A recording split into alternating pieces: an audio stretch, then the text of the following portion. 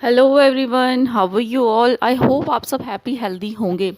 तो आज का वीडियो भी एक रिक्वेस्टेड वीडियो है। बहुत सारे लोगों ने पूछा है, बहुत सारे लोगों की प्रॉब्लम होती है कि फर्स्ट आईवीएफ भी फेल हो गया है, सेकंड आईवीएफ भी फेल हो गया है, कईयों का तो थर्ड फोर्थ भी फेल हो जाता है। तो उसके बाद हमें क्या करना होता है। तो काफ़ी लोगों को जो बेसिक जो नॉलेज है, बेसिक जानकारी है, वो भी नहीं होती है। तो आज मैं इस वीडियो में सब कुछ कवर करने का ट्राई करूँगी। तो अगर आपका फर्स्ट आईवीएफ ट्राई फेल हो गया है तो देखिए, घबराने की ज़रूरत नहीं होती, क्योंकि ज़्यादातर केसेस में फर्स्ट आईवीएफ फेल होने के बाद सेकंड आईवीएफ में जो चांसेस हैं वो ज़्यादा अच्छे होते हैं। ऐसा मैं नहीं कह रही, ऐसा मेरी डॉक्टर ने मुझे बताया था, क्योंकि सेकंड आईवीएफ के लिए मैं रेडी नहीं थी। तो उन्होंने मुझे ऐसे कन्विंस करा था कि जो सेकंड आईवीएफ है उसमें काफ़ी अच्छे चांसेस रहते हैं, स्पेशली जब आपने हिस्ट्रोस्कोपी करा ली हो।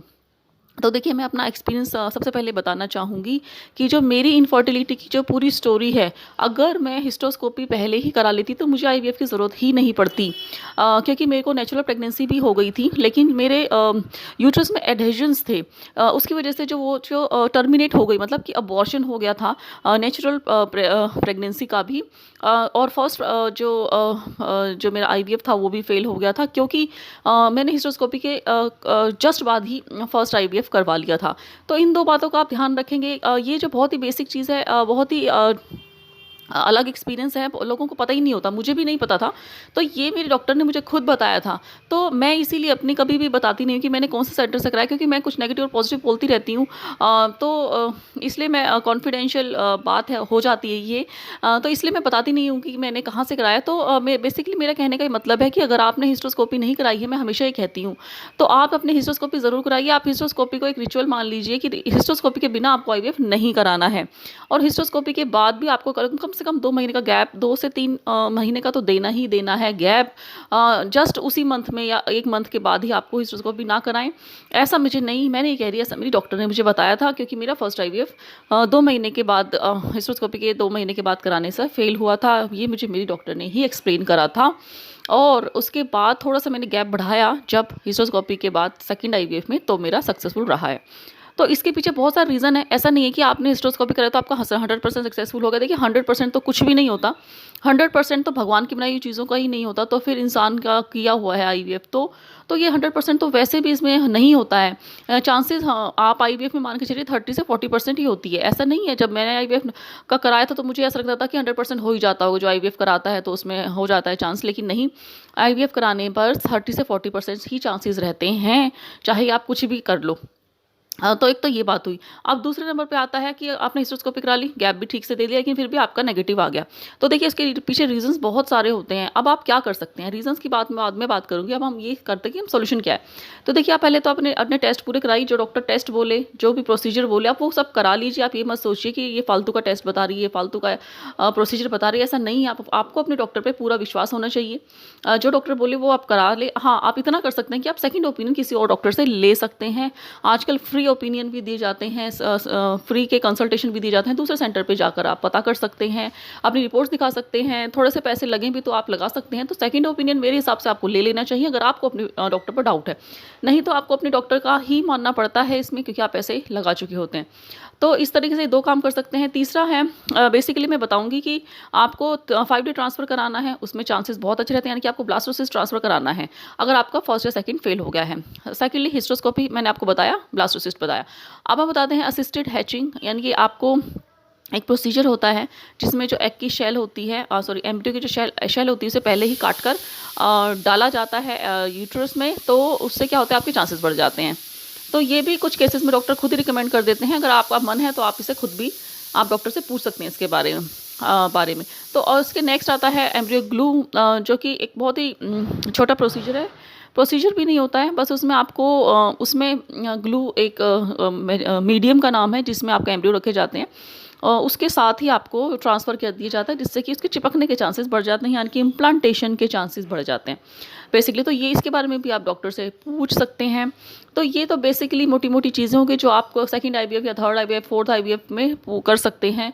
बाकी आप डॉक्टर से, आप सेकंड डॉक्टर के पास जाकर आप पूछिए, प्रोसीजर कराइए, टेस्ट कराइए। ये तो हुई ट्रीटमेंट की बात।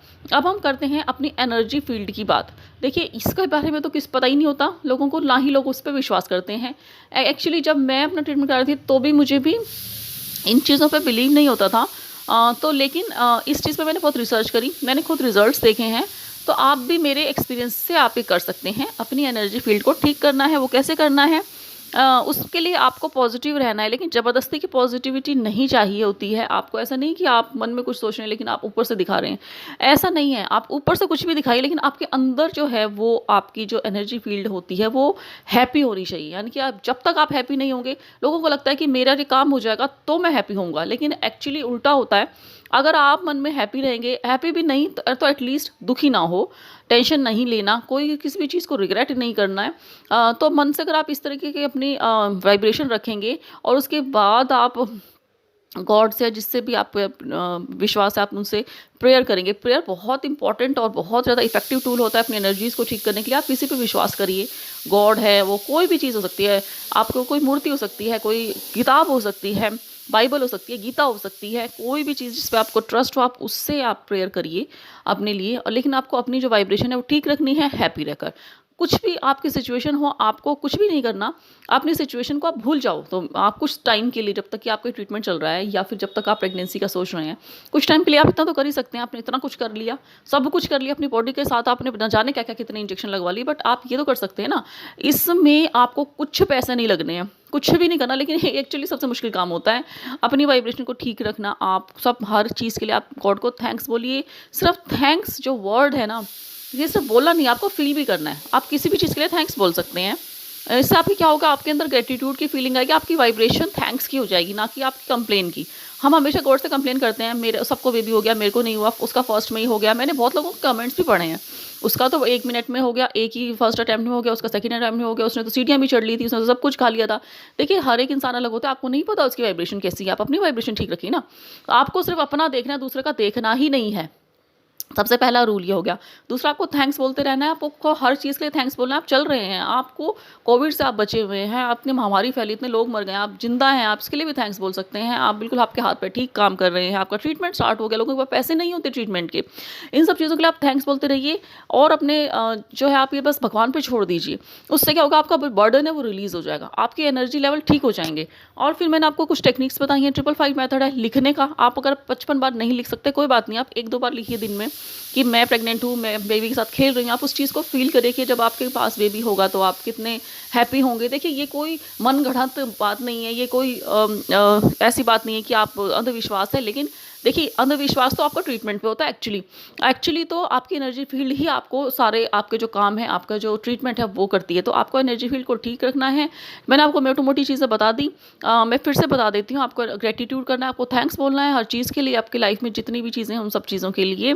आपको हैप्पी रहना है, आपको रिग्रेट नहीं करना, दूसरों के साथ कंपेयर नहीं करना है, आपको हैप्पी रहने की कोशिश करनी है। आपको हर चीज़ भगवान के ऊपर छोड़ देनी है और आपको लिखना है। यानी कि आपको हमेशा लिखना है, हर रोज़ दिन में कभी भी लिख सकते हैं अगर आप 555 मेथड नहीं यूज़ करना चाहते। 555 मेथड क्या है, उसके लिए मैंने वीडियो बनाई है, आप मेरे वीडियोज़ में जाकर देख सकते हैं, प्लेलिस्ट में देख सकते हैं।